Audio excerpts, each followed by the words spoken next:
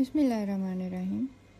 अगर आप वाइवा देने बैठे हैं और टीचर आपसे पूछता है कि किडनी का जो सबसे बड़ा वेपन है अगेंस्ट एसिड वो क्या है, तो क्या आंसर है? Ammonia buffer. अच्छा, अमोनिया बफर किस तरह से काम करता है? ये बफर पेयर है, इसमें अमोनिया और अमोनियम आयंस है। अच्छा, अगर यूरिन की पीएच जो है वो एसिडिक हो गई है ना, तो यूरिन में अमोनियम आयंस जो हैं उनकी कंसंट्रेशन ज़्यादा हो जाती है। ठीक है। अच्छा, तो अमोनिया बफर पेयर कैसे काम करता है और कब काम करता है? जब इससे पहले मैंने आपको बताया था कि फॉस्फेट बफर जो है ना वो बॉडी में इंट्रासेलुलर बफर है और यूरिन में जो है ये एक यूरिनरी बफर है, उस इधर से एक्स्ट्रा सेलुलरली काम कर रहा होता है ना।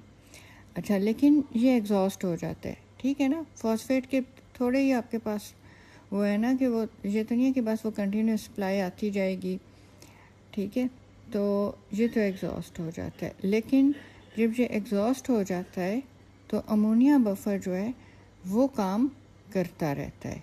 अच्छा, क्या कर रहा होता है कि वो अमोनियम आयंस जो हैं उनको यूरिन में भेज रहा है और उनके साथ क्या जा रहा है? प्रोटॉन जा रहा है ना, ठीक है।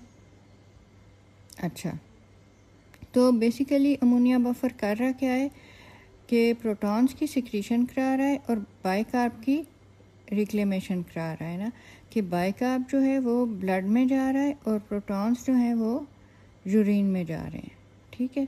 तो इससे क्या करेगा? ये एसिडोसिस की करेक्शन होगी ना, ठीक है, कि प्रोटॉन्स यूरिन में जाते जा रहे हैं और बाइकार्ब जो है जो कि बेस है वो ब्लड में जा रही है, ठीक है। तो ये बफर पेयर है। अच्छा, पीके इसकी 9.8 है। अगर आप इसको इक्वेशन में डालें, ठीक है, तो क्या होगा कि pH is equal to 9.8 plus molar concentration of ammonia divided by molar concentration of ammonium ions, ठीक है। तो ये आपका हो गया बफर पेयर, ठीक है।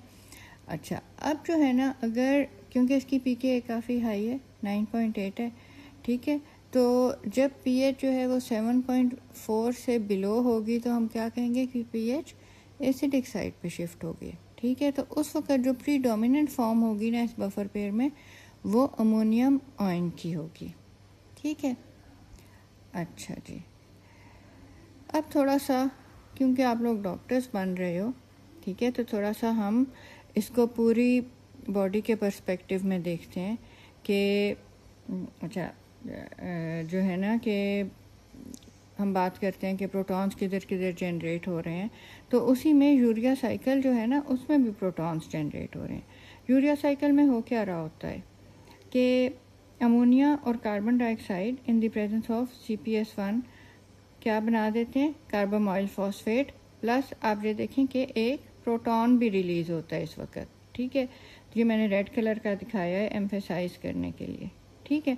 अच्छा, फिर क्या होता था कि ऑर्निथिन गोल गोल घूम रहा होता था, ऑर्निथिन कार्बामाइल फॉस्फेट के साथ मिलकर सिट्रुलिन बनाता था, फिर आर्जिनिनो सक्सिनेट, फिर आर्जिनिन, यूरिया और अगेन ऑर्निथिन। ये तो साइकिल चल रहा है, लेकिन इस वक्त हम किस चीज़ पे कंसंट्रेट कर रहे हैं कि जब भी एक यूरिया साइकिल का साइकिल कंप्लीट हुआ है तो एक प्रोटॉन भी जनरेट हो रहा है, ठीक है।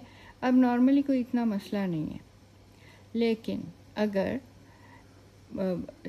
जो है प्रोटॉन्स की कंसंट्रेशन ज़्यादा हो जाती है, ठीक है, मतलब सिस्टेमिक प्रोटॉन्स इंक्रीज़ हो गए हैं, मीन्स के बॉडी एसिडोसिस में जा रही है, फिर क्या होगा कि थोड़ा सा शिफ्ट होगी यूरिया साइकिल की from urea towards the glutamine generation, ठीक है, कि यूरिया के बजाय वो जो है वो ग्लूटामीन जो है वो बनने लग जाएगी, ठीक है, लिवर में। अब ग्लूटामीन क्या क्या है? एक अमीनो एसिड है और इसके पास 2 अमीनो ग्रुप हैं, तो इसका मतलब है कि ये 2 नाइट्रोजन्स जो हैं उनसे आपकी जान छुटा सकती है, ठीक है। तो थोड़ी सी जो स्लाइड सी फॉल हो जाएगी हेपेटिक प्रोटॉन प्रोडक्शन में, ठीक है, और वो किस वजह से कि यूरिया के बजाय जो बैलेंस है वो शिफ्ट हो गया कि ग्लूटामीन बने। अच्छा, अब ग्लूटामीन क्या है? ठीक है, ये इधर देखें ना, ये फुफ्फो आ गई है, तो ये आप समझें कि ये ग्लूटामीन है, ठीक है।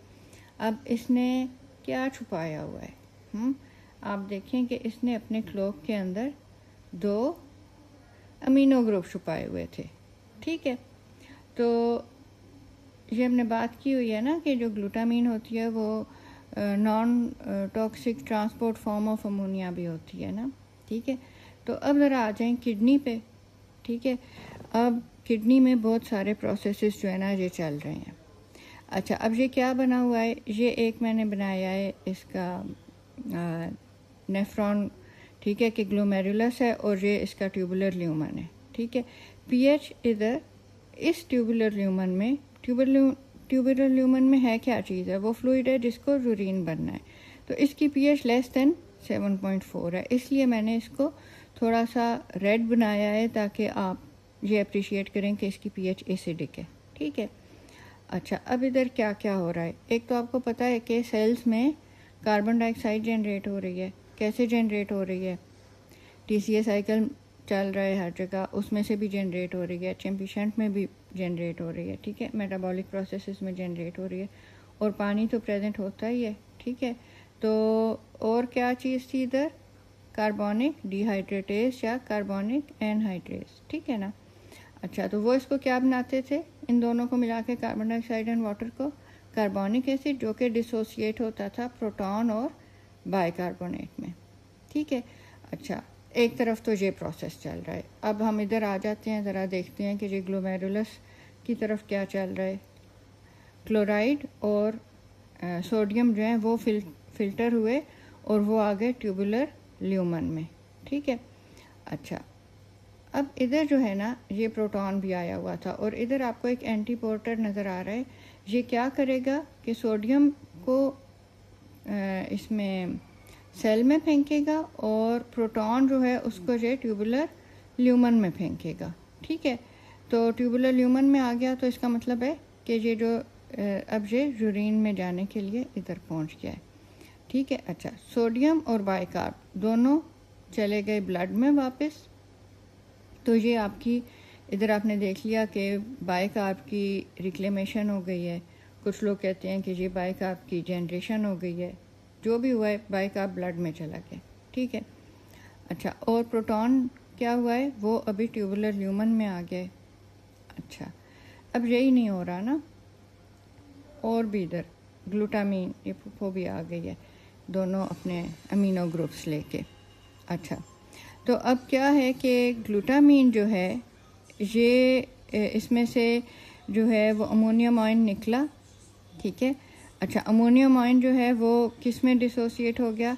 इनटू अमोनिया और प्रोटॉन, ठीक है।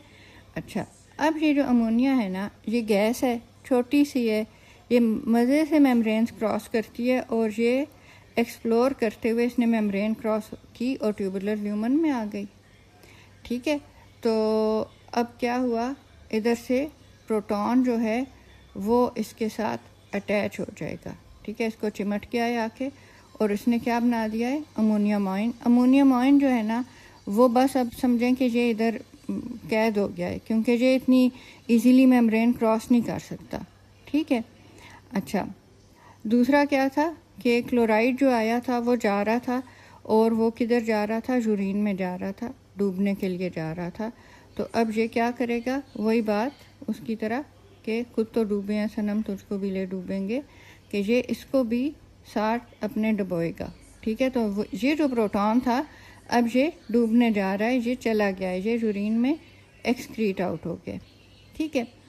अच्छा, अब ये जो ग्लूटामीन है ना, ये आपको पता है कि ये 2 दफ़ा दे सकती है अपने, इसने 2 अमीनो ग्रुप उठाए हुए हैं ना, और जब ये एक दफ़ा देगी तो ये ग्लूटामेट बनेगी, दूसरी दफ़ा देगी तो क्या बन जाएगी? अल्फ़ा कीटो ग्लूटारेट, ठीक है। अच्छा, अल्फ़ा कीटो ग्लूटारेट जो है ना वो ऑक्सीडाइज होके तो फिर ऑक्सैलो एसीटेट बन के और वो फिर जा सकता है ग्लूकोनियोजेनेसिस में, ठीक है।